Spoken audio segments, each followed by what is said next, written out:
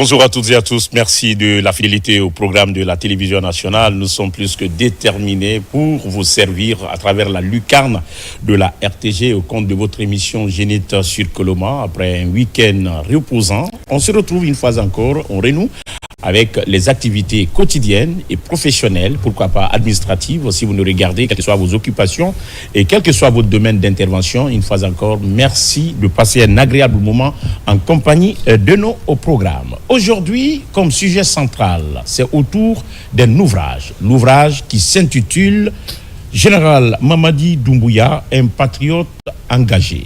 Cet ouvrage est d'un écrivain, un enseignant-chercheur, Dr Cissé Suleiman, enseignant-chercheur à l'Université générale Lansana Conté de Somphonia, département langues et civilisations arabes, auteur du livre, donc, du dit ouvrage, du dit livre, édité par le Centre des études et des recherches africaines, paru en 2024, et nous sommes en 2025, comme vous le savez.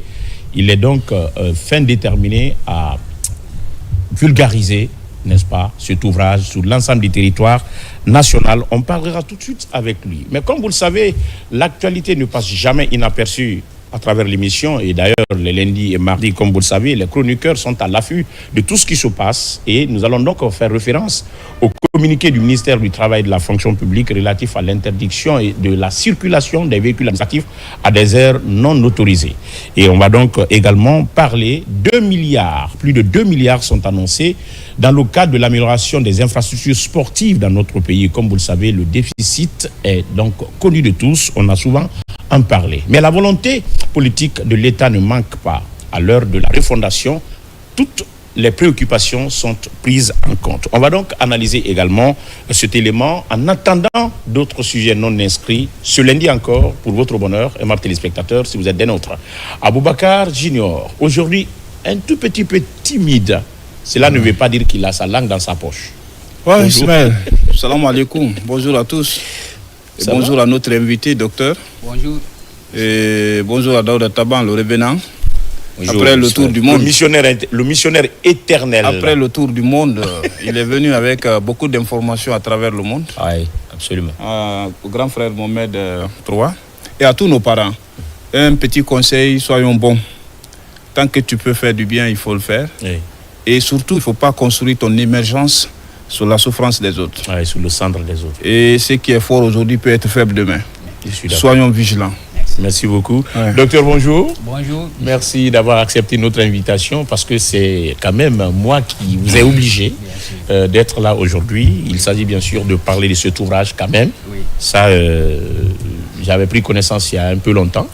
Et c'était au bureau du directeur de la radio nationale. Je veux parler de Alpha Ousmane Diangolo Barry. Oui. Mais sauf que j'ai eu des difficultés de mieux comprendre. Mais en partie, c'est pris en compte. On va parler tout à l'heure. Mohamed III, l'homme de la commission de la marche de la paix et de l'unité à Bokeh. Bonjour. Bonjour Ismaël. L'émissaire donc de la commission ici aujourd'hui. Bonjour. Vous n'êtes pas là en tant que consultant, mais l'émissaire. Bonjour à vous, bonjour aux invités, bonjour aux chroniqueurs, bonjour à la technique comme je le dis souvent, et spécial bonjour aujourd'hui à toute la Guinée maritime et précisément à Kakandé, qui est notre région administrative qu'on appelle communément Bokeh. Et puisque tout le monde est déjà à Bokeh, les gens continuent à rejoindre Bokeh parce que Bokeh le 11 et le 12. Et le 12 de ce mois, c'est que ce serait un mouvement... Ça, c'est pour bientôt. Et, oui, ce serait un mouvement de Baralandé à la place de l'indépendance pour un mouvement de soutien et de paix, et de cohésion sociale et de l'unité nationale pour que vivre bien les Guinéens sur le sol guinéen que Dieu nous a octroyé, la seule partie que Dieu nous a octroyée sur cette terre. Très bien. Si vous nous regardez également à Kounyawadi, merci donc à Dibia notamment. Ces deux quartiers se font face des deux rives de la route en partance pour Sangaredi. Merci donc de votre fidélité. Le revenant, sauf que laisse-moi te dire quand même que tu es très très bien habillé aujourd'hui pour ne pas dire que tu es tiré à 4 épingles. Merci Ismaël. Et j'imite ceux qui ont donné du sens à ce textile, à cette textile de notre pays. Franchement, aimons ce que nous avons, consommons local, consommons guinéen. C'est une tradition désormais chez nous. Nous nous sentons mieux à l'aise dans cette tenue traditionnelle que dans n'importe quelle tenue. Parce que les 2 ou 3 mètres que je porte, il faut aller voir l'artisan du début jusqu'à la fin, comment il manœuvre pour avoir vraiment ce tissu produit fini pour mettre à la disposition des consommateurs et des Guinéens que nous sommes. Donc bravo à ces artisans et vraiment... Sans oublier les stylistes et couturiers. Les stylistes et couturiers également qui donnent leur finition sur les tenues. Et aussi des teinturières. Ça fait plaisir et j'ai un couturier, je vais vous le recommander, il est très bien. Donc il ne manque pas la date parce que c'est frustrant quand tu as donné ta tenue à un tailleur. Vous avez donné rendez-vous pour la semaine prochaine et il te renvoie jusqu'à un mois. Le fait même de l'annoncer sur ce plateau, il va nous faire au moins 3 autres complets gratuitement. Il n'y a pas de souci. On amène les tissus, on en parlera. Mais il nous fait gratuitement. Voilà. Revenant, je n'étais pas parti pour... C'était pas un adieu, Ismaël, c'était un au revoir. C'était une indisponibilité professionnelle. Exactement, dû au service, au travail dans la maison, parce qu'on ne fait pas que cette émission. Nous faisons autres activités également qui rentrent en ligne dans le fonctionnement de notre maison de radio et de télévision. Donc, je suis revenu et ce plateau de Zénith sur Koloma, c'est notre plateau, c'est notre émission. Et je crois que les sujets qui sont édictés et ceux qui viendront s'ajouter à tout cela pourra vraiment faire plaisir à ceux qui nous regardent de Conakry jusqu'à Massanta. Parce que j'ai une nouvelle pour Massanta ce matin. C'est un peu... Ça fait du pincement de cœur, Ismaël. Lorsqu'on va arriver à ce niveau... Non, on est déjà à même. Ouais. On est déjà à ce niveau, il faut se le dire. Mais l'homme qui a toujours sa IBC remplie de sujets non inscrits, sauf qu'aujourd'hui, on va être clément avec le temps pour effectivement aller de manière rationnelle, pour nous permettre de toucher assez de choses, mais en un temps record. Oui, en tant que professionnel de l'information et source officielle des informations en République de Guinée, c'est toujours un plaisir de partager les informations sur le développement de notre pays à travers les actions et les projets de développement en cours. Ismaël, tu n'es pas sans savoir qu'à l'instant où je te parle, il y a l'autoroute qui se construit du côté de Kankan. Et c'est ta ville natale, je crois. Et même pas ta ville natale. Oui, je suis né là, à l'hôpital Météo, en partance pour Sigiri, après le grand carrefour de Sigiri. Donc j'avoue que... À Conakry, tu es un arriviste. Oui, exactement. Il connaît. C'est eux qui nous envahissent ici. Ce qui est important... C'est des envahisseurs. Mais il a fallu que mon grand-père quitte Bokeh pour aller à Kankan. Ce sont des Soka, ils sont venus. Ce qui est important avec... D'accord. Continuez à m'attaquer ce matin. Avec cette ville de Nabaya, qui a vu naître le chef de l'État, une première autoroute à Kankan. C'est un événement.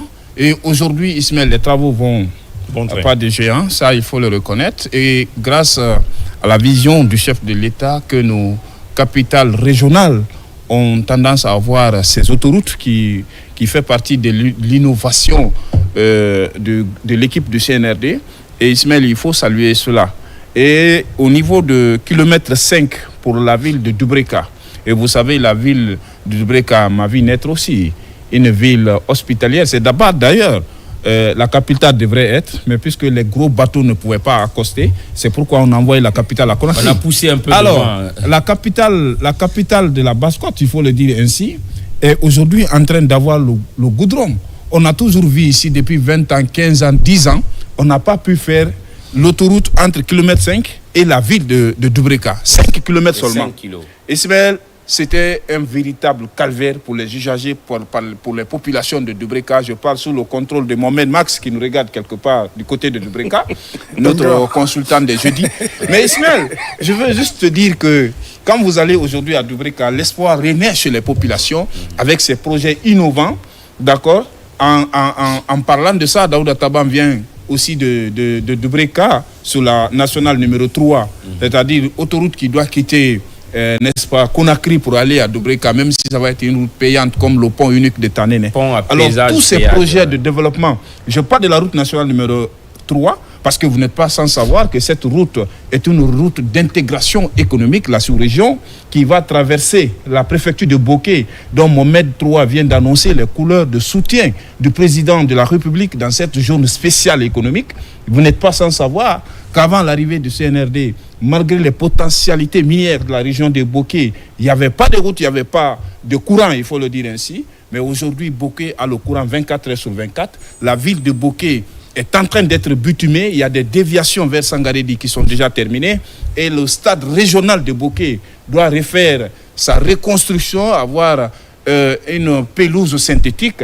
qui n'est jamais sorti on va rester dans on va garder donc, ça pour les infrastructures sportives qui vont venir. Et si cela et tout cela se réalise, puisqu'il s'agit des routes, puisqu'il s'agit des routes, puisqu'il s'agit des routes, oui, nous l'avons dit, aucun développement n'est possible sans les routes. Sans les routes. Exactement. Nous l'avons dit. Ouais. On a comme l'impression que les autorités, en tout cas, comme tu l'as souvent dit sur ce plateau, que l'État sait prévoir. Exactement. C'est anticipé. Alors, c'est anticipé. Ouais. Alors, qu'est-ce que je vais dire?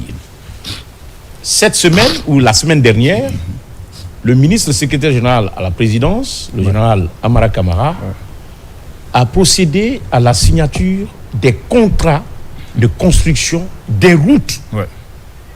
Vous connaissez la route Farana-Kissidougou, Mamou-Farana, ouais. Et également Kankan-Kissidougou, Bouquet-Gawal. Mais regardez, avec des entreprises étrangères et nationales, et d'ailleurs ces entreprises nationales ont prêté, les représentants de ces entreprises ont prêté serment pour l'exécution correcte et le respect du contenu des cahiers de charges. Ouais. Ça veut dire quoi? Que notre pays amorce l'étape d'un véritable chantier. C'est pourquoi c'est le lieu de saluer notre ami, l'ami des médias qui a toujours effectivement commenté cela. Il s'agit bien sûr de monsieur Konaté Balamoussa, ingénieur des ponts et chaussées, qui est très regardant, qui est très critique par rapport aux qualités et qui vraiment, qui est aussi chef d'entreprise, qui regarde également cette émission. Et nous partageons effectivement ce moment avec lui à partir de chez lui depuis la préfecture de Koya. Alors, qu'est-ce que je vais dire? Aujourd'hui, il n'est de secret pour personne que le pays, de la capitale à l'intérieur du pays, que nous sommes en chantier en termes de routes, parce qu'il manquait sérieusement de routes à la Guinée. Exactement. À la Guinée en général. Donc, Ismaël, pour terminer, comme tu l'as dit, avec la signature de tous ces projets, il s'agit bien sûr des corridors sud et corridor nord. Oui. Et tout ça, c'est pris en charge par le projet Simandou. C'est dans cette optique, d'ailleurs, qu'on a demandé aux entreprises nationales de prêter serment. Parce que, au fait, le travail qu'on est en train de confier aujourd'hui à ces entreprises sont des travaux d'envergure nationale et de défis, c'est-à-dire de grands défis de développement. Quelqu'un le dit, là où s'arrête la roue, s'arrête le développement. Tout à fait. Donc ces projets vont être réalisés avec des ouvrages de qualité, des ouvrages de franchissement, des ouvrages hydrauliques, Ismaël, qui ont besoin d'expertise. Au fait, qu'est-ce qu'on demande à ces entreprises nationales? Quand vous savez que vous avez des cadres limités par rapport aux études techniques des projets, il faut faire appel à l'expertise internationale pour vous épauler, pour vous aider, pour que les travaux soient de qualité, parce qu'il y a des délais de garantie et le ministère des Infrastructures veut changer la façon d'obtention des contrats, c'est-à-dire une entreprise qui a un marché doit pouvoir prendre la garantie de réparation de l'ouvrage pendant au minimum 10 ans. C'est-à-dire d'entretien. Oui. Quand tu construis une route, 10 ans de garantie. Si une partie se dégrade, l'entreprise s'en charge de réparer. Et ça, quand c'est comme ça, tu es obligé de faire de bon travail, sinon tu risques de reprendre tout le projet en 5 ans ou en 10 ans. Et c'est ce qui est salutaire, Ismaël, avec ces innovations. C'est ce qui est salutaire. Les routes sont dans le développement, tels sont les vaisseaux sanguins dans le corps humain qui s'occupent et qui assurent le transport du sang dans le corps. Et pourquoi pas des rudiments, des aliments pour nous permettre de résister et de croire à la vie dans toute sa dimension. Daouda Taban, pour ne pas reprendre effectivement ce qu'il a dit, on l'a écouté, certainement il y a d'autres éléments sur lesquels, pour qu'on avance vite. Bien sûr. Voilà. Je voudrais juste ajouter que les routes constituent des maillons forts sur la chaîne de développement d'un pays, comme vous l'avez rappelé. Et on a d'ailleurs vu ton ministre, qui s'est prononcé à la suite de la signature de ces contrats. Je veux parler du ministre du plan et de la coopération. Ismaël Nabé, qui est imbibé de tous ces travaux, parce que le plus souvent, ce sont des activités qui sont réalisées avec des fonds issus ailleurs, des fonds de développement, les fonds arabes, la Banque islamique de développement d'ailleurs, qui se chargent de payer le budget national. Attention. Oui, il y a le budget national de développement, bien entendu, mais il y a également des fonds extérieurs qui sont le plus souvent regroupés à travers les liens de coopération que nous avons avec les autres pays, notamment les fonds arabes. Voilà, parce que les 20% de part de la partie guinéenne que le projet doit avoir, CRCP, sur le projet Kagbelen-Tanene, les 2x2 voies, la route à péage, c'est payé par la Banque islamique de développement, un partenaire qui est à 1,6 aujourd'hui, 1,6 milliard de dollars d'investissement en Guinée, donc un partenaire clé par rapport à notre pays. Alors moi je voudrais signaler ou parler de ce sujet, Ismaël. Je rends hommage aujourd'hui à ces citoyens de Massanta, Ismaël, qui viennent d'être victimes de ravages, parce qu'il y a eu, les pluies n'ont pas démarré en Basse-Guinée, mais en forêt, dans certaines préfectures, il y a près de 2 mois. C'est qui est normal. Il y a des pluies, 10 mois de saison pluvieuse. C'est qui est normal. Ce qui est normal. Voilà. Mais à un moment, on avait perdu ce label, parce que peut-être c'est vu le reboisement intense ces dernières années, ce qui a encore donné sens ou la forêt est la zone qui a la plus longue pluviométrie. Exactement. Voilà. Donc les 2 mois de pluie, quand tu commences à faire des dégâts incommensurables, notamment du côté de Massanta, nous apprend ce matin notre ami Moussa Komara, qui est de cette préfecture. Voilà, parce qu'il y a des taux, les maisons qui ont été décoiffées les nuits dernières, les mairies, les écoles, les 2 grandes écoles de la préfecture ont été décoiffées par les vents violents qui ont secoué toute la ville. Ce sont des catastrophes naturelles. Voilà, les catastrophes qui n'étaient pas le plus souvent prévues, mais ça n'a pas fait de perte. Donc on avait tendance à oublier. Oui, qu'on avait tendance à oublier. Parce que la pluie se faisait, ou les phénomènes météorologiques se faisaient rares. Voilà. Il y a à la question de dérèglement climatique que nous connaissons aujourd'hui. Sinon, la Guinée, ce n'est pas un fait nouveau pour les Guinéens. La Guinée est un pays d'eau, comme on le sait, mais également un pays de pluie. Donc, et les pluies vont avec les tornades, vont avec les vents violents. Donc, seulement on interpelle chacun à ce qu'on cherche qu'avec le dérèglement climatique, ce qu'on avait l'habitude de voir peut changer soit en plus ou bien en moins. Par conséquent, ce qui doit être fait, ce qu'il dit par endroit, oui, les catastrophes naturelles, mais il y a aussi une prévention. Sur par exemple les inondations, quand les caniveaux sont bouchés par l'effet de l'homme, c'est le moment pour les autorités de commencer à nettoyer, de faire des curages. Mais il a parlé des villages, c'est pas la commune urbaine. Je parle de Massanta. On parle de Massanta, mais il fait référence à la situation de parce que vous parlez de dérèglement climatique, et l'année dernière on a vu plein de zones inondées. Plein de zones ont été inondées l'année dernière, et je pense que c'est le moment, avant les grandes pluies, là, de commencer à nettoyer nos caniveaux. C'est ça la vérité, parce que quand la pluie va commencer ici à Conakry, on sait que ça ne va pas, ça va causer des dégâts, donc il faut prévoir. C'est ce qui est important. Ismaël, pour finir sur ce sujet non inscrit, je voudrais revenir à Conakry pour aller sous le pied de Aboubacar Junior par rapport à ces caniveaux. Ismaël, promenez-vous un peu dans ces quartiers nouvellement dotés de goudron ou de dalettes, mais vous verrez de part et d'autre dans les caniveaux, tout est déjà rempli en des ordures. Ouais. C'est devenu, au lieu que ça ne soit un passage d'eau usée ou d'eau, en tout cas des liquides, mais vous avez aujourd'hui ces caniveaux qui sont remplis par l'effet de l'homme. Oui, bien sûr. Les nouveaux caniveaux, mais c'est rempli. C'est le cas, dommage. Par exemple, quand vous prenez la bretelle Yimbaya Pharmacie, Yimbaya Port, mais Ismaël, tout est rempli de part et d'autre. C'est comme si on avait l'impression qu'on nous a envoyé des poubelles immobiles. Il faut mettre des poubelles. Mais en ce moment, quel est le rôle que ces nouveaux chefs de quartier jouent? Parce qu'on nous fait savoir. On nous fait savoir quand même que les nouveaux chefs de quartier sont très dynamiques. Les découpages territoriaux. Les présidents de délégation ne sont pas forcément dans tous les quartiers. Franchement. Et les quartiers, on a procédé à l'installation des nouveaux chefs de quartier qui sont la plupart d'ailleurs des jeunes. Et puis camions des camions sont dynamiques. Bien sûr. Il y a une organisation aujourd'hui dans les différents quartiers, en tout quartier que je cherche aujourd'hui, au niveau de la commune de Ratouma et également un peu plus loin au niveau de la commune de Matam. Les gens aujourd'hui sont en train de s'organiser par rapport aux collectes, n'est-ce pas, des ordures par ménage. Et chose qui est en train d'être respectée. Regarde Ismaël, il faut des volontaires. Je me pose la question. Quel est le rôle? Non, je me pose la question. Quels sont ces citoyens qui vraiment c'est-à-dire refusent, n'est-ce pas, à ce que vraiment les ordures soient collectées par le système ou les dispositifs mis en place par les chefs de quartier et les présidents de délégation dans les quartiers. Parce que ce sont eux quand même qui vont, n'est-ce pas, déverser. Les ordures ménagères ne viendront jamais d'elles-mêmes dans les caniveaux. C'est un manque de civisme, Ismaël, quand on dit aux citoyens ramasser des ordures, après c'est néanmoins quelque chose. On a vu un élément, par exemple, du JT, où on remet de l'argent à certaines femmes, à certains jeunes qui ramassent des ordures. 10 000 quand même, c'est acceptable. Oui, mais c'est pas citoyen, Ismaël. On dit, il y a un adage qui dit, nettoyer est bon, mais ne pas salir est mieux.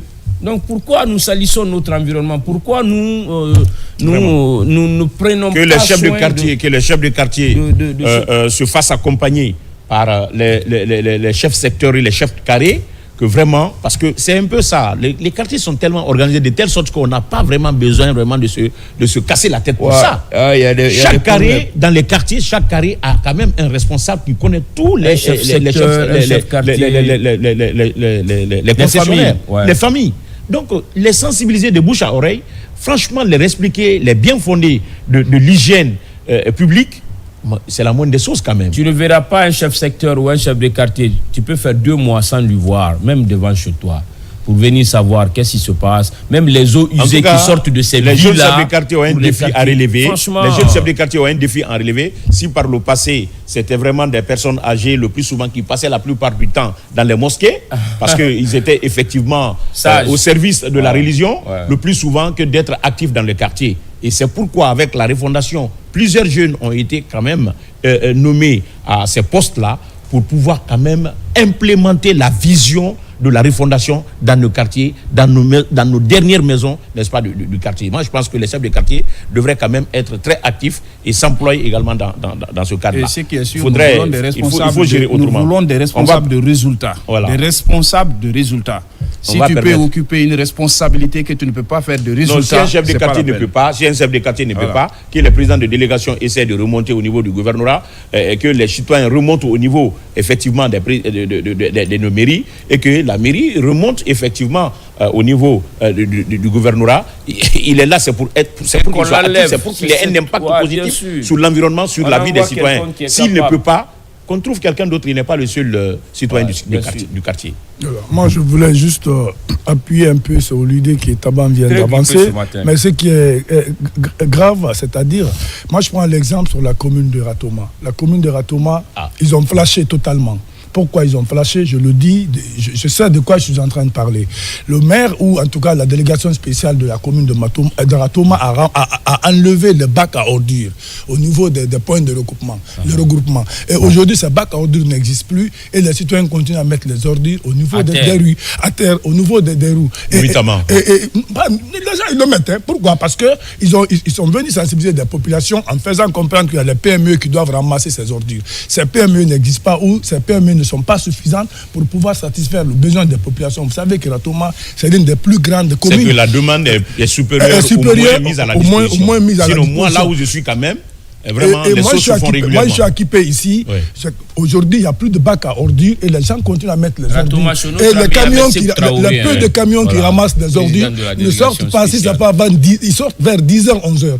Aux heures de pointe, c'est-à-dire qu'on a qu'il n'y a que 2 mouvements. C'est le flux pour Kaloum le matin et c'est le flux pour remonter à la maison le soir. Et c'est au même moment que les machines là viennent ramasser les ordures en barrant le passage aux usagers qui doivent rejoindre leur boulot, qui doivent regagner leur famille. Ce n'est pas normal. Et parlons tous de ça, c'est côté au niveau des voiries urbaines. Mais au-delà de ça, j'ai fait notre constat, c'est-à-dire il faut qu'on accepte d'être propre dans notre pays. C'est-à-dire, on parle des chefs secteurs, on parle des chefs carrés ici, on parle des chefs de quartier ici. Non, mais la première des choses, ça commence par la famille. Le développement d'une société, la cellule base, c'est la famille d'abord. Et moi, j'étais déçu. Il faudrait que les chefs de famille soient capables de sensibiliser les membres de la famille. Que ce soit l'administration, que ce soit les services. Moi, j'étais écœuré quand j'ai fait toutes mes nuits presque à la grande mosquée Faisal. Mais je suis déçu. Et des milliards ont été investis par l'État guinéen dans cette mosquée. Mais malheureusement, que s'il y a 100 ventilateurs, les 80 ne fonctionnent pas. S'il y a 100 armoires, je vous le dis. S'il y a 100 armoires, à la grande mosquée. Moi, les gens sont obligés d'ouvrir les fenêtres pour les fidèles musulmans. Les ventilateurs, moi-même, j'ai fait le tour. Moi-même, ça, c'est déjà ton sujet. Hein? Non, c'est mon sujet. C'est ton sujet non inscrit. On n'est plus maintenant avec les ordures là. On ne revient plus sur les ordures. Laisse-moi finir ça parce que ça, cela il va à l'intérieur de tous les Guinéens.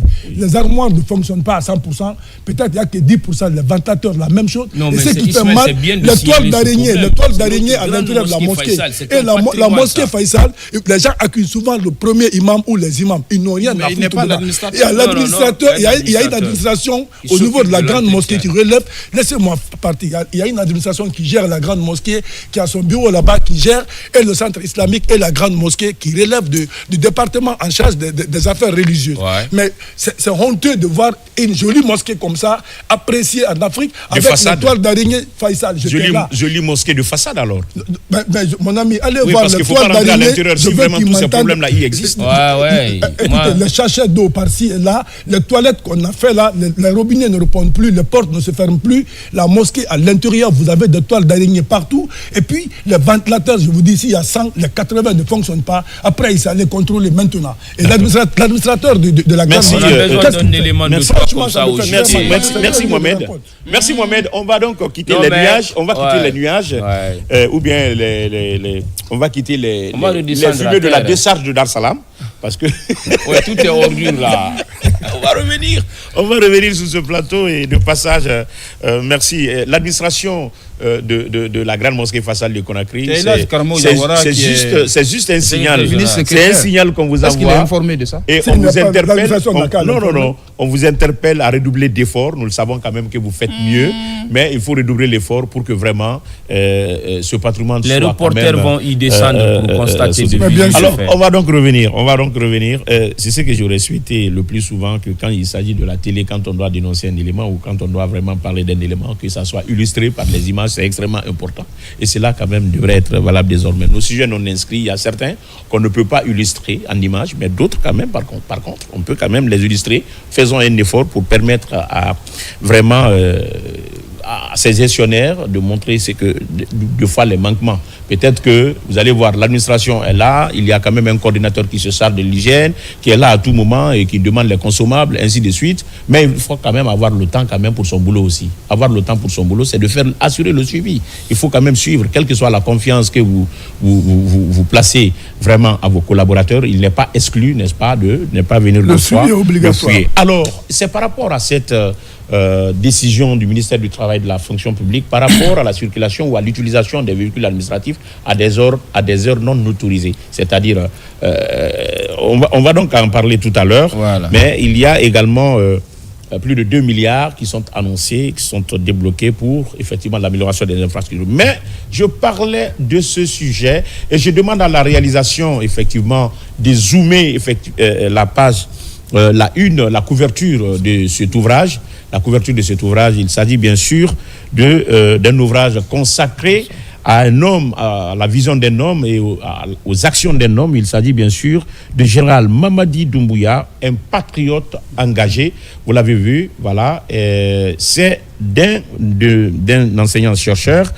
Sur ce plateau, Dr Cissé, une nouvelle fois, bonjour et merci d'avoir accepté notre invitation. Alors, d'où est partie votre inspiration d'écrire parmi tant d'autres sujets qui existent et qui demeurent autour de nous, mais vous avez préféré consacrer votre plume aux actions du président de la République, le général d'armée Mamadi Doumbouya?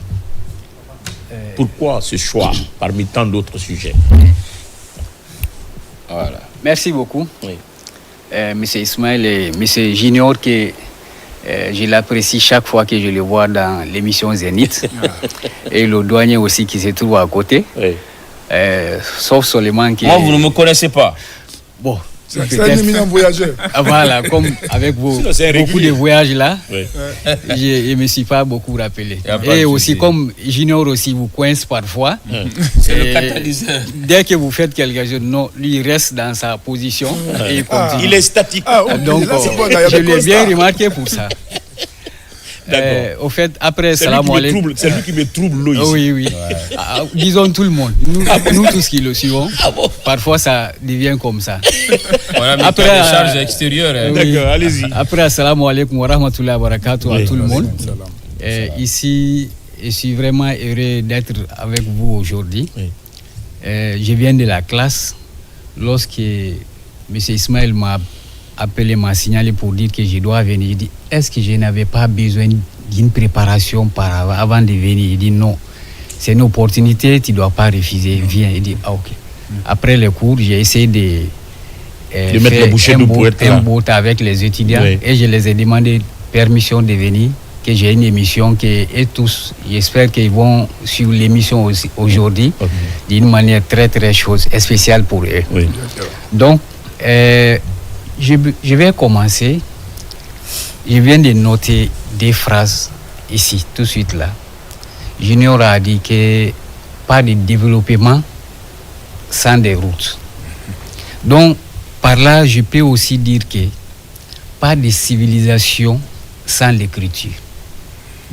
Donc, quand on parle de toutes les nations les plus civilisées, quand on parle des anciennes civilisations, qu'est-ce qu'on trouve dans ces pays civilisés ou anciens civilisés? On trouve la meilleure chose, c'était l'écriture. Quand on parle de l'Égypte, ou on parle des Persans ou Romains, toutes ces civilisations-là, leur base, c'était fait sur quoi? C'était fait sur des écrits qu'on a hérités jusqu'à notre jour.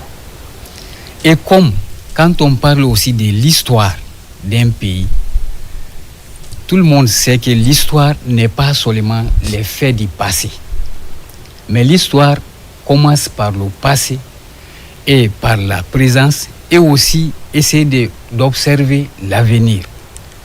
Donc, histoire d'une manière, quand on prend notre pays aujourd'hui, quand on veut parler du passé, il ne faut pas aussi négliger la présence. Le présent. Donc, le choix que j'ai fait pour parler du général Mamadi Doumbouya, qu'est-ce qui m'a motivé pour faire cela? Oui. Premièrement, le 5 septembre que tout le monde a vécu, je crois toute la population guinéenne a salué cette arrivée. Par rapport à quoi, je peux commencer par les simples discours qui ont été changés. Parce que la population écoute, la population analyse. Qu'on soit à l'école ou pas, mais la population guinéenne est une population civilisée, très très attentive à tout ce qu'on dit ou à tout ce qu'on fait. Donc les premiers discours qu'on a entendus, je peux dire que c'était un discours d'optimisme et de l'espoir pour la Guinée. Je ne parle pas nom de quelqu'un, mais les discours précédents, avant le 5 septembre, c'était les discours de préparation, peut-être à des difficultés dans l'avenir. Et nous tous, nous le savons, lorsqu'un père de famille dit à la famille, demain, dépenses sera difficile ou on aura des difficultés pour les dépenses, peut-être d'ici la matinée, les enfants vont commencer à se chercher. Ouais. Donc, il y a eu des discours qui s'est passé. On se souvient. Donc, maintenant, le premier discours du 5 septembre, c'était un discours vraiment de donner un espoir aux Guinéens pour dire que vraiment, il y a quelque chose qui peut marcher. Ouais. Soyez dans vos tranquillités. Le pays est géré, le pays est contrôlé. Maintenant, faisons quelque chose ensemble pour mieux démarrer pour l'avenir de notre pays. Donc, c'est pour toutes ces motivations que je me suis réfléchi. Il ne faut pas que tout cela reste simplement dans les oreilles, dans les dires, sans écrire. Donc, il faut aussi maintenant essayer de mettre ça blanc et noir sur blanc. Je rappelle que vous êtes enseignant-chercheur à l'Université générale Lansana Conté de Somphonia, oui. Département langue et civilisation arabe. Voilà, pour permettre effectivement aux uns et aux autres voilà. Que notre invité est beaucoup plus arabophone que francophone. Merci. Et ce que moi je voudrais savoir, Ismaël, oui. Vous n'êtes pas quand même sans savoir que notre histoire est comment je vais dire, c'est-à-dire falsifiée. C'est ça la vérité. Aujourd'hui, vous décidez de retracer l'historique du 5 septembre du général Mamadi Doumbouya. Dites-nous, est-ce que ce livre est complet? Est-ce qu'il y a des acquis qui se retrouvent forcément dedans? Parce que à l'avènement du CNRD, on a un peu compris que le tissu social était fragile. Effectivement. Il fallait ressouder ce tissu social. Oui. Il faut engager les grands chantiers de refondation et de changement de notre pays. Oui. Est-ce que tous ces aspects sont expliqués dans ce livre pour 50 ans après que les jeunes chassent, qu'il y a eu un chef d'État qui a fait une révolution sur l'économie de la Guinée? Ou bien c'est une première partie qui aura sa suite? Voilà, exactement. Donc, le livre qui est là, je peux dire je ne peux pas dire que c'est une première partie qui aura sa suite. Mais le livre est complet d'une manière. Oui. Les premiers jalons qui ont été posés et que j'ai essayé de retracer dans ce livre, je crois que c'est très très important. Ça doit être des exemples, ça doit servir des exemples pour tous les Guinéens et encore de réétudier, de revoir tous ces actes qui ont été posés, que vraiment ce n'est pas des actes qui étaient en hasard, tout a été étudié et qui ont besoin encore de reparler. Je vais parler par exemple dans un chapitre, je vais parler de l'unité nationale. C'est combien de chapitres? Il y a 12 chapitres qui est là. D'accord. Je vais parler dans un chapitre où j'ai pris un exemple d'un cimetière. J'ai dit la simple visite du chef de l'État pour aller dans un cimetière. Aller se recueillir. Faire les bénédictions, ces jours et ces heures-là. Est-ce que ça n'a pas touché toute une population? Est-ce que ça n'a pas donné la joie? Est-ce qu'une partie de la population guinéenne ne s'est pas sentie ces jours pour dire que vraiment, je vis maintenant dans une république? Je pense que ces jours remarquables et historiques ne devraient pas être passés comme ça, sans un inaperçu pour dire que vraiment il y a un acte qui a été fait. Vous voyez. Donc j'ai fait cela pour dire quoi? Par exemple, ça devrait être sujet des sermons dans tous les mosquées pour dire que signifie visite d'un cimetière pour aller se recueillir et faire les bénédictions pour les morts. Surtout quand c'est un chef de l'État. Quand c'est un chef de l'État. Et le moment qu'il a fait. Ça veut dire le moment qu'on parlait, on se demandait si comme on n'avait pas autre projet par là. Parfois on entendait dans les débats, est-ce qu'il faut déplacer ces cimetières, il faut faire ceci, cela. Cela était devenu comme un grand sujet de construction ou de destruction qu'on n'en parle pas. Tout à fait. Donc j'ai vu que d'abord, simple visite là, nous a fait oublier tous ces faux débats qui se passaient pour dire qu'il faut détruire, il ne faut pas détruire, il faut déplacer, c'est possible, c'est pas possible. Donc, au lieu que ça faisait des sujets à débattre, il y avait autre chose qui était simple et qui était aussi cohérent, qui va avec l'apaisement dans la société guinéenne. Oui. Donc, ça a été posé. J'ai parlé de ça, des passages dans cet ouvrage. D'accord. Monsieur l'écrivain, parce qu'aujourd'hui, c'est vrai, nous sommes dans une transition, une période exceptionnelle, comme nous le savons. Oui.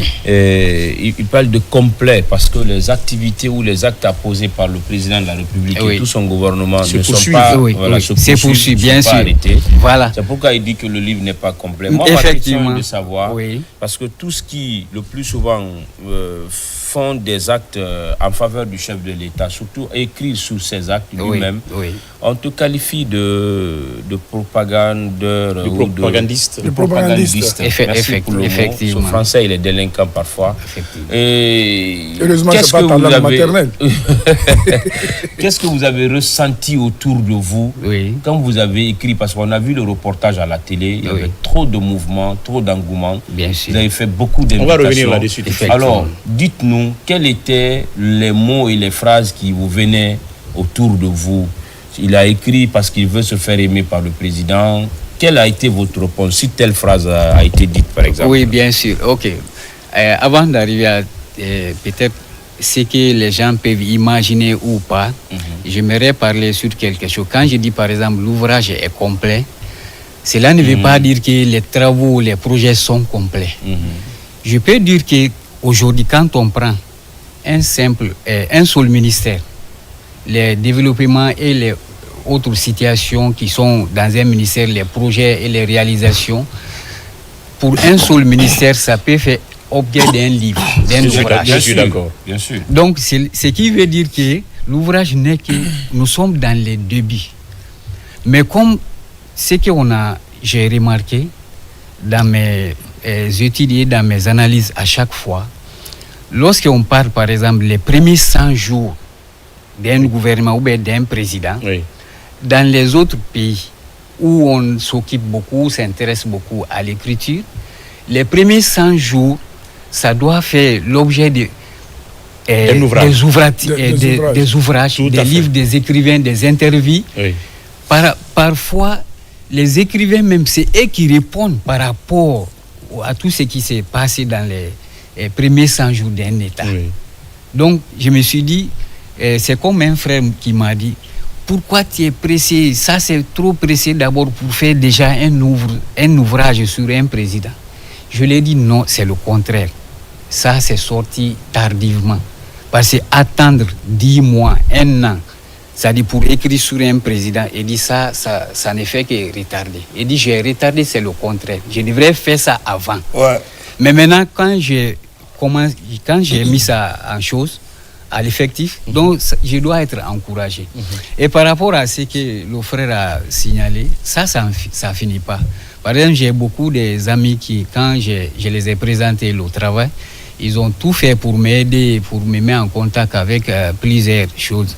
Les sites qui publient beaucoup les choses. Les gens ont publié. Bon, certains commentaires qui se trouvent là, il y en a qui disaient il faut lui donner place qu'il vienne là-bas. On sait qu'est-ce que ça signifie. Sans même connaître même qui est l'auteur, qu'est-ce qu'il a écrit, sans même voir, lire avant-propos. Sans prendre connaissance du contenu. Ils disent il cherche une petite place là-bas. Le fait que c'est l'intitulé, on confond des choses. On confond. D'accord. Et c'est là aussi, bon, ça vient de loin. Le cas là, on peut dire que c'est méthodologiquement. Avant, on disait à tous les écrivains de ne pas écrire ou commenter les présidents ou les chefs qui sont en exercice de leurs fonctions. Ça, c'était une méthodologie des écritures avant, on disait.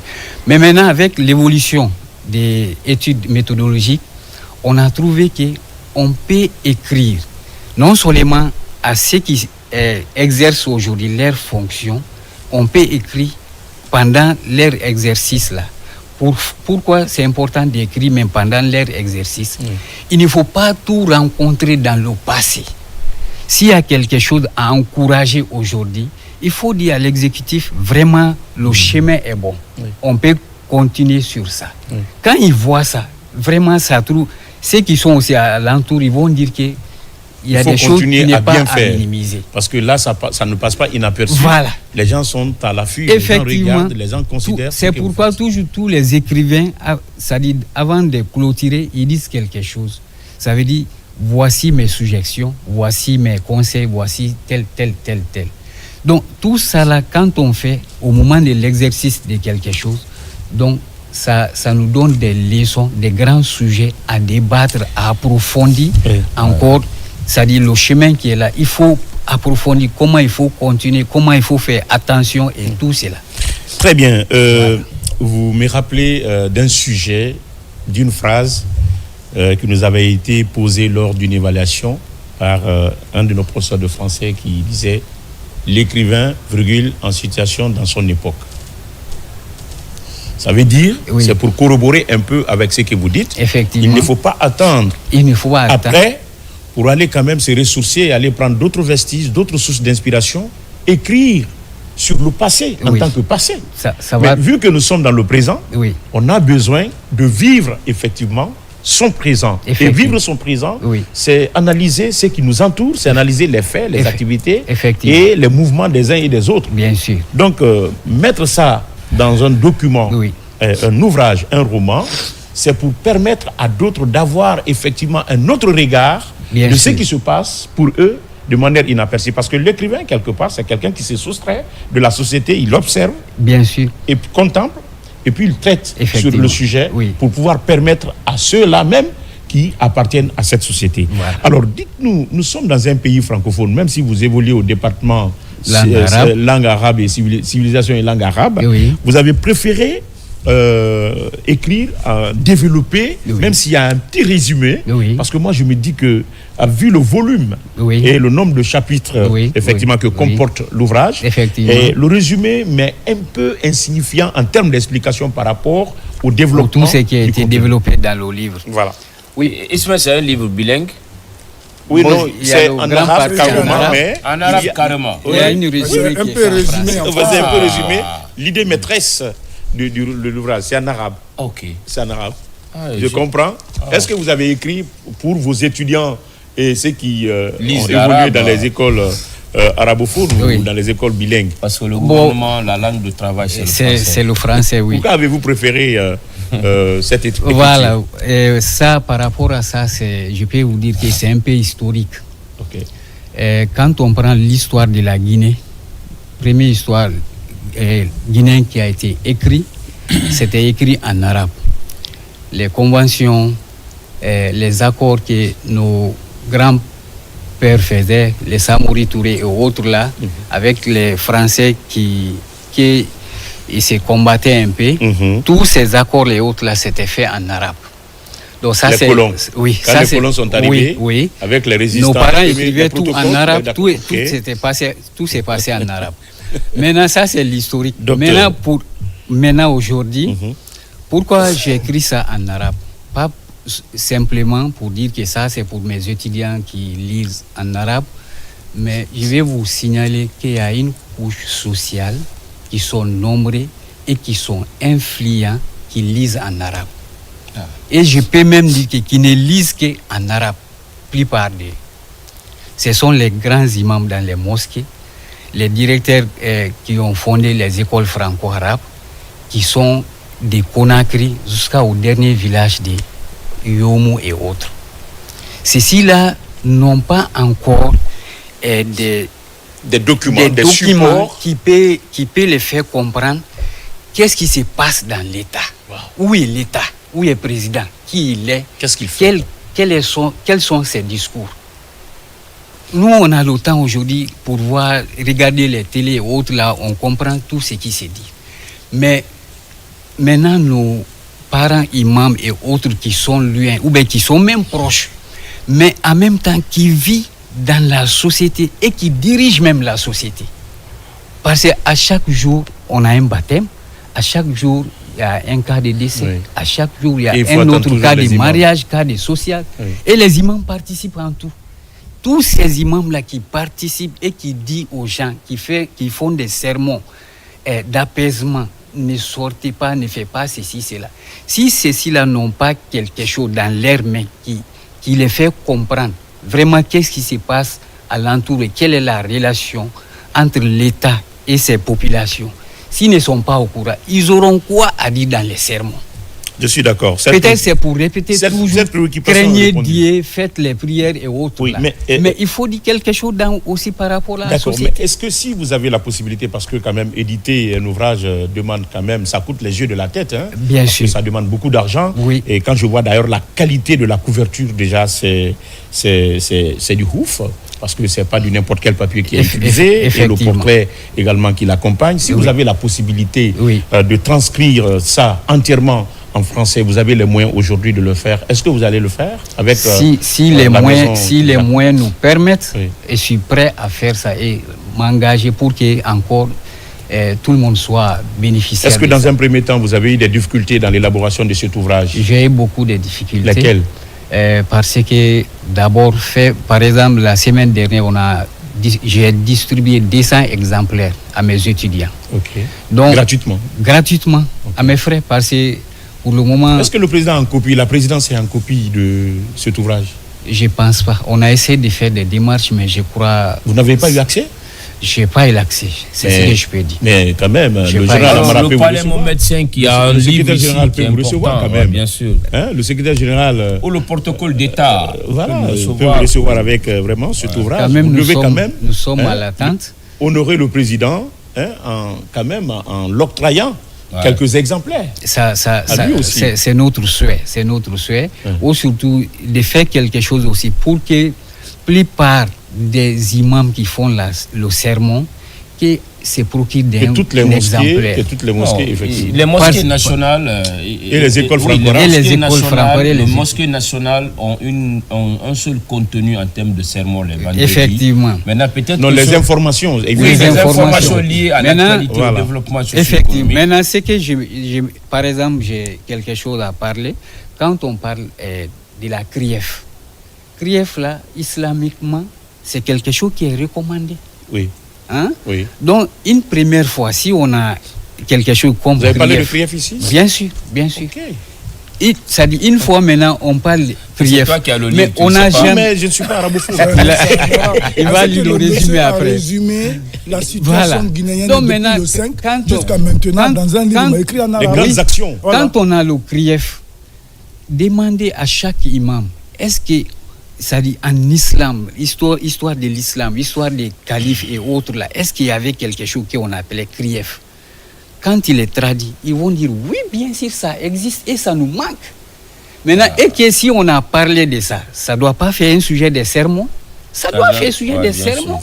Pour dire que ça dit... On est en face d'un pédagogue et d'un enseignant. Merci. Tchekiraï avec bien sûr Nsira Bangoura. On va aller donc avec ce reportage avant de permettre la conclusion par rapport à la vulgarisation. Comment vous comptez vulgariser parce que vous n'avez pas les moyens déjà et une première quantité. Et comme ça, vous allez passer votre contact. Monsieur Diba Diakité et également le secrétaire général à la présidence et même le ministre de l'Éducation va certainement et le ministre de la Culture également vont s'impliquer afin que vous puissiez qui sont concernés.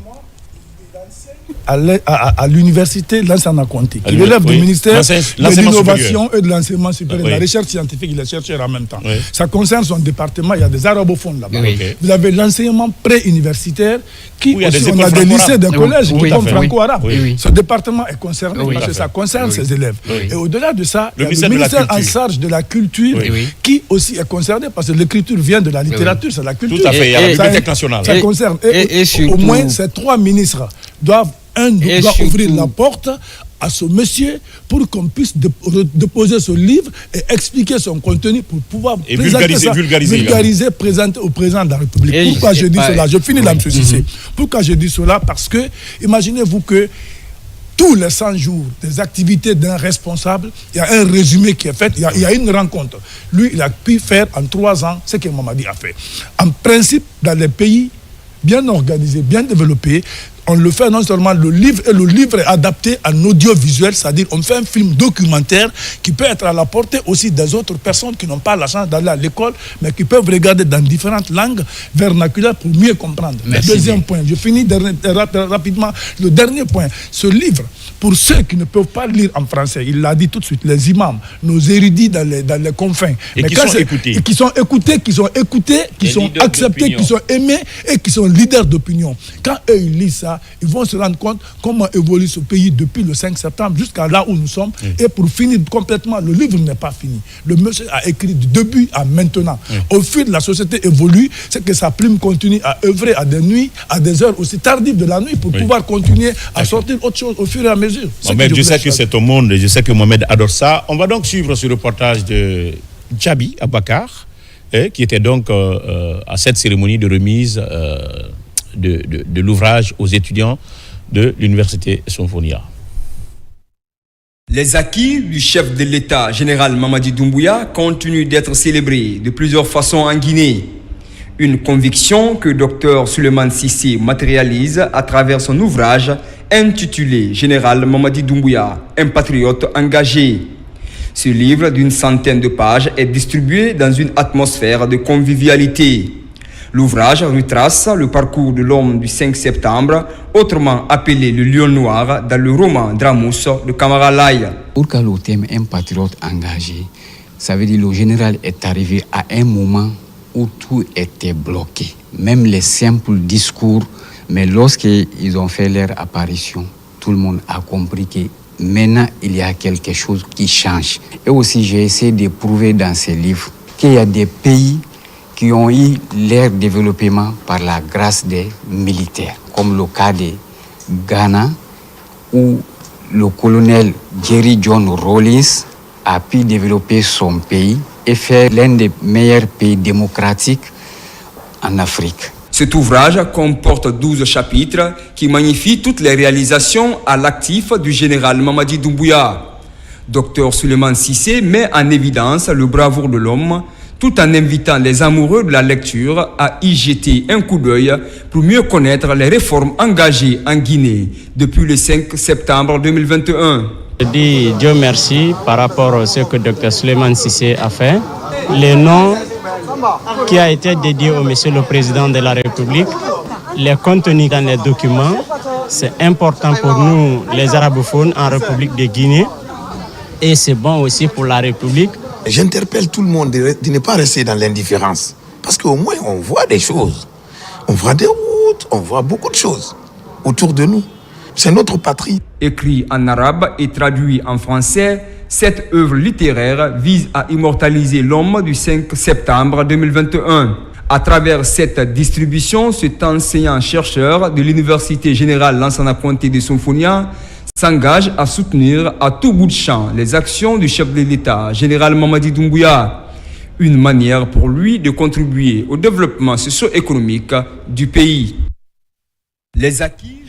Voilà, nous revenons donc sur ce plateau après ce reportage d'Aboubacar Djabi consacré effectivement à cette cérémonie de remise officielle d'un certain nombre d'ouvrages aux étudiants du département arabe de l'Université générale Lansana Conté de Somphonia. Si vous avez un message aujourd'hui à passer à la jeunesse, également au président de la République, avant de boucler la boucle avec bien sûr cet ouvrage, parce que bon, moi je vais garder ça en guise de souvenir, parce que je n'arrive pas à lire, en attendant l'apparition de la version française. Inch'Allah.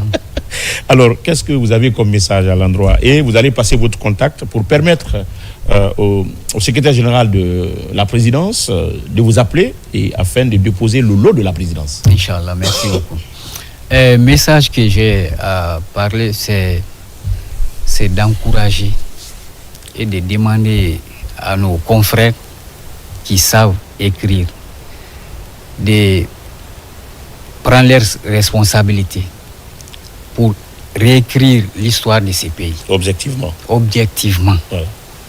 Donc, sans passion pour écrire et aussi faire tout, de ne pas rester à rencontrer ou bien de ne pas rester dans les canaux de, comment on dit, c'est-à-dire seulement parler, rencontrer de l'histoire sans écrire. Que chacun essaie d'écrire quelque chose, de laisser quelque chose écrit pour ses enfants, pour ses écoles, servir le présent, pour mais la nos postérité. pays. Oui. Donc, je peux aussi ajouter quelque chose par rapport au livre. Par exemple, la Guinée a une histoire très longue avec les pays arabes. Donc, quand on se rencontre aujourd'hui dans n'importe quel pays arabe, quand vous voyez les étudiants des Maliens et autres pays d'Afrique, tout le monde a envie des étudiants guinéens. Pourquoi? Parce que la Guinée a une considération toujours sur ces étudiants qui sont dans les pays arabes. Effectivement. Et les pays arabes aussi respectent la Guinée telle qu'ils sont. Par exemple, le ministère des Affaires étrangères, le pays que j'ai rencontré par rapport à leur situation, depuis l'événement du 5 septembre, il y a beaucoup qui ont changé par rapport aux affaires étrangères. Aujourd'hui, on trouve en Libye, en Qatar et Koweït des étudiants qui ont fui dans les pays arabes. C'est eux qui ont les envoyés là-bas comme des responsables dans les ambassades. Et ça commence à donner les fruits. Parce que les Arabes n'aiment pas les traductions. Avec les Arabes, ils ont besoin de quelqu'un qui les parle directement. Donc, tant qu'on voit ça, on respecte toujours l'ambassade guinéenne et autres. Comme c'était l'exemple de ma dernière voyage en Libye, il y a un chargé des affaires qui se trouve là-bas, M. Abouakar Dembassi, vraiment qui fait des travaux. Depuis que l'ambassade guinéenne là-bas, les anciens ambassadeurs là n'ont pas pu faire. Parce que lui peut rentrer n'importe où il veut et il les parle comme il veut. Donc les échanges directs là, je peux dire que l'affaire étrangère a fait beaucoup des efforts. D'accord. Donc ça, on peut au président et le contact, le message au président, regardez dans cette direction. Ok, ce que j'aimerais, c'est que les livres là aussi soient bien publiés, que ça soit vulgarisé en français comme en arabe et même dans nos langues nationales parce qu'il y a beaucoup de lecteurs aujourd'hui dans nos langues nationales, que ce soit Adlam ou Nko. Ces gens-là lisent beaucoup et même ils achètent des livres, ils cherchent des livres. Donc c'est une occasion que si Dieu nous a facilité. Alors comment vous contactez, docteur? C'est sur 622 18. 622 18 83 52. 18 83 52. Oui. Le général Amara, et puis là, lui, c'est votre colis. Vous devez donc le recevoir afin que le président puisse mettre main sur son lot de cet ouvrage intitulé Général Mamadi Doumbouya, un patriote engagé. Monsieur Cissé, nous allons continuer à vous garder sur ce plateau et merci d'avoir accepté notre Merci entretien. beaucoup. Je vous remercie. Alors, je le disais, le ministère du Travail et de la Fonction publique a passé un communiqué qui a été donc lu à la télévision nationale, interdisant effectivement la circulation ou l'utilisation irrationnelle des véhicules ou de la logistique, n'est-ce pas, de l'État à des fins personnelles. Oui, mieux vaut tard que jamais.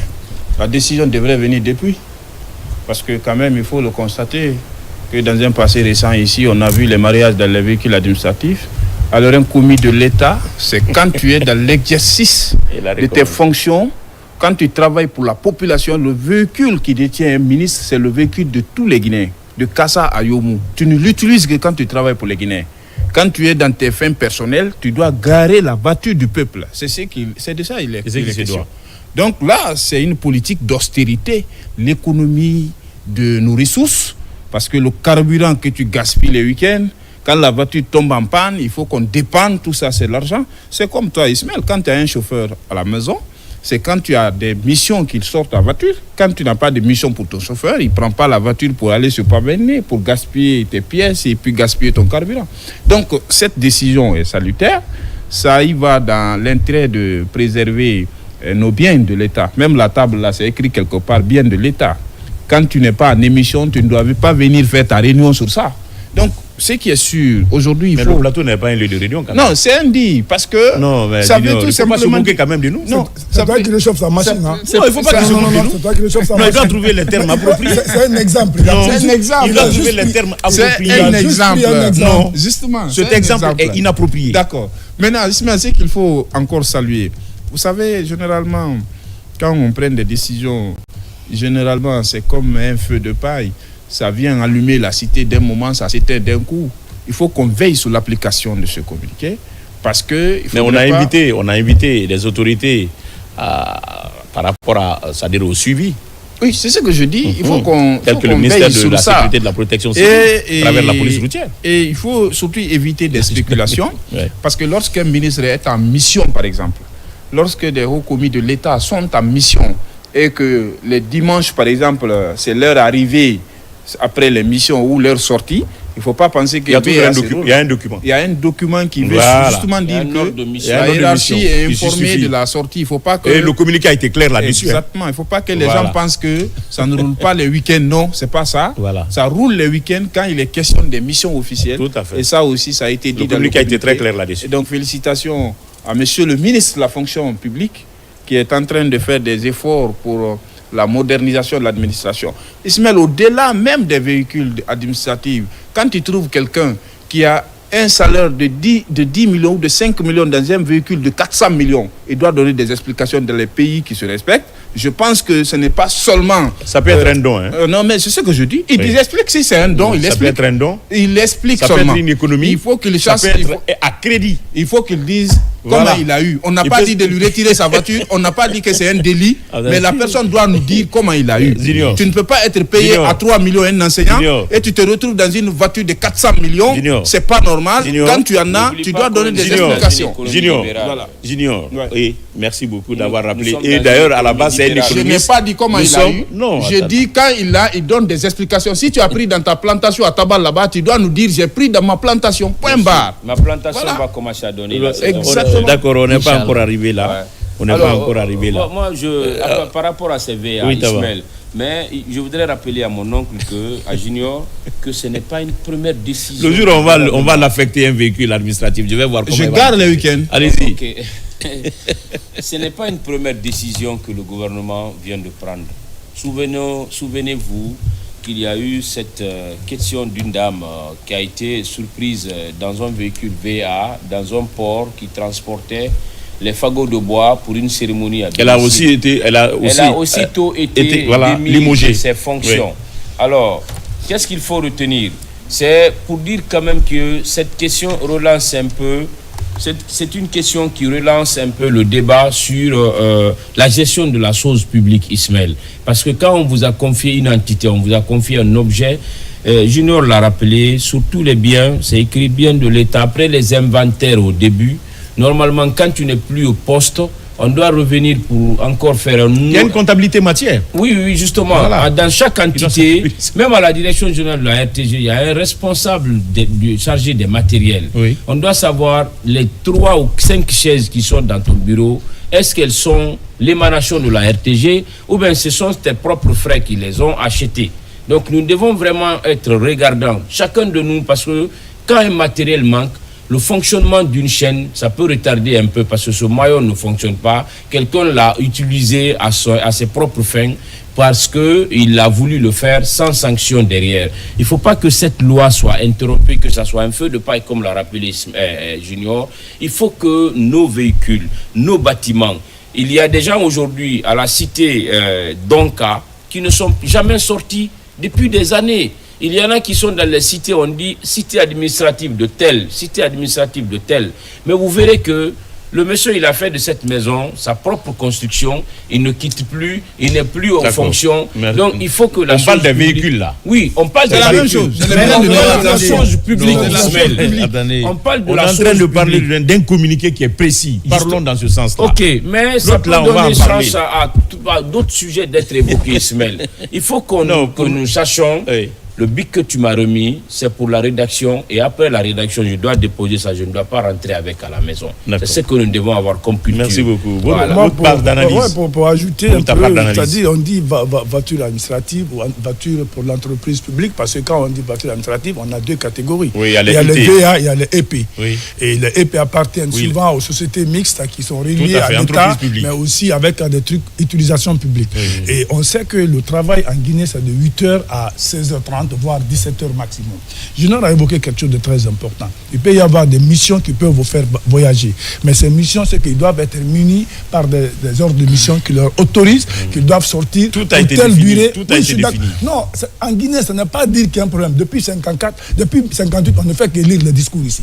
Mais est-ce que les discours ont été respectés? Je me souviens même encore on ne va pas déterrer les archives. Non, on ne déterre pas les archives. Sous l'Ansana Conté ici, Fodé Bangoura avait interdit, il avait demandé à ce qu'on réduise même le train de vie des membres du gouvernement. Mais après, ça n'a pas porté fruit. On a vu les petites voitures arriver. Et puis, il faut accompagner aussi, parce que des personnalités là sont nommées par décret pour exercer un certain nombre de services dans l'intérêt de la nation guinéenne. On les met à l'abri du besoin pour éviter le détournement et le vol. Détournement, c'est l'État qui a donné ses véhicules administratifs, qui a donné ses responsabilités à ses personnalités pour gérer les biens de l'État. Il doit aussi penser à leur donner des véhicules parce qu'ils ne sont pas aussi seulement entre 8h et 17h au bureau. Mais ils peuvent avoir besoin de, si le président a besoin d'un ministre, par exemple, la nuit, pour venir lui rencontrer à sa maison, à son domicile. Il ne peut pas utiliser la VA parce que la VA leur est interdite. Mais il doit avoir au moins un véhicule, même si c'est un véhicule ordinaire. Tous les ministres là ont des véhicules. Mon ami, si l'État t'emploie, il doit te faire entourer par des moyens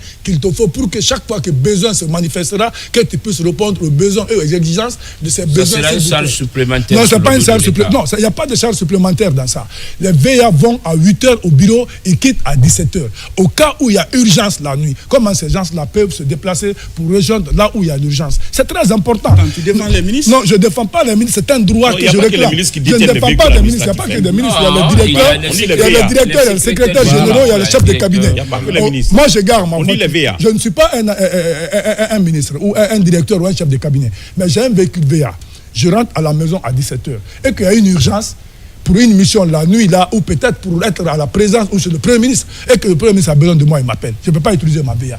Et si je n'ai pas haute voiture, comment me rendre? Tu vas activer mon frère. Tu prends un taxi? Taxi moto. Tu prends un taxi. Mais écoute, un ministre se sent à l'aise aussi dans un taxi. Un responsable de l'État, on doit soigner son image parce qu'il garde l'intérêt des institutions de l'État. Alors, tu n'es pas d'accord sur la décision? Non, je suis d'accord pour la décision, mais la décision mérite d'être accompagnée. Même si c'est des petites voitures, on doit donner à ses responsables pour qu'au cas où... Même s'ils en ont, ça c'est à leurs frais. Mais l'État qui a donné les... Mais les salaires et les primes Taban souffre de m'écouter. Non, souffre de m'écouter, s'il te plaît. Il faut souffrir, mon ami, il faut souffrir de m'écouter. Vous me donnez une responsabilité pour gérer les biens de l'État guinéen. Cette responsabilité est accompagnée par un véhicule. Ce véhicule, je le dépose, il y a des heures indiquées pour utiliser et pour ne pas utiliser. Au cas où vous avez besoin de moi de façon urgente, comment je peux me permettre pour question, vous Mohamed, nous sommes presque à la limite du temps. Je suis d'accord. Nous sommes à la limite du temps. Le communiqué une phrase pour chacun. Je finis rapidement. On mérite de la parole. On peut le dire même en une phrase. Oui, on va reconduire ça demain parce que le temps... En tout cas, il faut des mesures d'accompagnement. Pour finir, il faut des mesures d'accompagnement. Ces autorités ont des véhicules administratifs. Si on a besoin hors des heures de travail, il faut qu'on trouve des véhicules pour pouvoir se rendre à respecter ces... Mohamed, d'accord. On va soutenir. Si un responsable ne peut pas se trouver un véhicule privé... Ministre. Non, au-delà du ministre. Si tu es détenteur d'un décret, il va pas faire la contre familiale. Tu as tes primes, tu as ton salaire, tu ne peux pas te trouver un véhicule privé. L'État ne te donne rien. On va trouver... Mais le véhicule que tu as, c'est pas l'État qui te l'a acheté. Non, parce que moi, je ne rends pas compte à l'État. C'est ma voiture à moi. Il y en a ceux qui ont des primes, ils ont des primes. L'État ne m'a nommé ni parce que j'ai aucune responsabilité. S'il vous plaît. Cette décision où c'est communiqué, j'espère que nous sommes également à l'heure de la refondation. Mais bien avant ça, nous avons vu les décisions similaires qui n'ont pas été respectées. Mais j'ose croire qu'avec la refondation, il y a le suivi. Oui. Il y a le suivi. Parce que si le suivi a manqué par le passé, nous estimons que cette fois-ci, cette décision rentrera en application et il y aura le suivi. C'est le bien de l'État, c'est le bien de l'État. Vous êtes un commis de l'État, on vous a mis à la tâche par rapport à un travail, vous êtes traité en fonction de cela. C'est ce qui vous différencie des autres. Donc il y a deux fois des cas d'exception. Vous l'avez dit, ça ce sont des détails. Les détails, le communiqué ne fait pas cas aux détails. Mais le plus souvent, si cette décision a été prise, c'est par rapport effectivement à un constat vraiment très amer par rapport à l'utilisation irrationnelle des biens de l'État à des fins personnelles. Et là, cette décision viendra certainement remédier ou un peu diminuer quand même cette pratique au niveau effectivement de nos commis de l'État dans l'utilisation de la logistique, n'est-ce pas, publique. Alors, ceci dit, on va supporter, on va essayer d'illustrer un peu l'élément concernant les plus de 2 milliards qui sont aujourd'hui annoncés. 2 000 milliards par rapport effectivement à, je dirais donc, à l'amélioration des infrastructures sportives, mais également autres. On va essayer de revenir sur ça demain pour permettre effectivement aux téléspectateurs de mieux comprendre. Ça va être en tout cas l'un des premiers sujets sur lequel nous allons donc essayer de porter nos analyses. Une fois encore, merci à tout un chacun. Mais sauf que Bokeh, rapidement, voilà, en une phrase. Bokeh, c'est le 11 et le 12 avril. La marche de Bokeh commence à Baralande, vous connaissez très bien Bokeh, commence à Baralande de Tamakene jusqu'au niveau de la place de l'Indépendance. Et tous les fils résidents et ressortissants presque sont à Bokeh. Ceux qui ne sont pas là n'ont qu'à se battre pour s'y rendre parce que c'est un mouvement. Mais est-ce que les petits-fils, par exemple, sont concernés? Tous les petits-fils, mais pas seulement les fils de Bokeh, c'est-à-dire toute la Guinée maritime est concernée pour cette affaire. Bokeh. Alors il faut assurer mon transport. Non, moi je dois être gâté sur mon nom. C'est assuré. C'est-à-dire Bokeh est le site pour l'organisation. Mais de la frontière de la Sierra Leone jusqu'à la frontière de Guinée-Bissau, tout le monde est concerné. On doit se retrouver à Bokeh pour soutenir Mamadi Doumbouya. Pourquoi? Parce que Mamadi Doumbouya vient de faire des actes très très importants pour nous. Bitumer Bokeh, Guinée-Bissau, Bitumer Bokeh, Gawa, et Bitumer les deux voiries, je finis les deux voiries, les deux corniches et la voirie urbaine de Bokeh, courant 24 heures sur 24. Il faut le féliciter. Donc on n'en parlera pas demain, parce que c'est le même discours. C'est le même discours. C'est la même chose. Djibril était là, il a dit la même chose. Toi également la même chose. Moi c'est mon maître, c'est pas Djibril. Donc ça veut dire demain on n'en parlera pas. Et puis c'est le doyen de la faculté. Voilà, mes téléspectateurs, c'est comme ça des fois aussi l'émission Zénith sur Coloma. On avait pour inviter Dr Cissé Souleymane, enseignant-chercheur à l'Université générale Lansana Conté de Symphonia, département langue et civilisation arabe, auteur du livre Général Mamadi Doumbouya, un patriote engagé, édité par le Centre des études et des recherches africaines, paru en 2024, mais qui continue effectivement la vulgarisation, mais qui demande les moyens. Le numéro, c'est 83 52. Merci beaucoup. Alors, mesdames et messieurs, merci à toute l'équipe technique en passant par ma réalisatrice Sira Bangoura et voilà, ces caméramans qui vraiment ne ménagent aucun effort afin que vous puissiez voir les belles images sur la lucarne joyeuse de la télévision nationale. Demain, nous allons aborder d'autres sujets et d'ailleurs, comme annoncé également, plus de 2000 milliards annoncés. On va donc en parler, mais également d'autres sujets, d'autres invités seront de la partie. Dans un court instant, le journal de 13h avec la rédaction politique du journal La Télévisée. Quant à nous, merci franchement de la fidélité.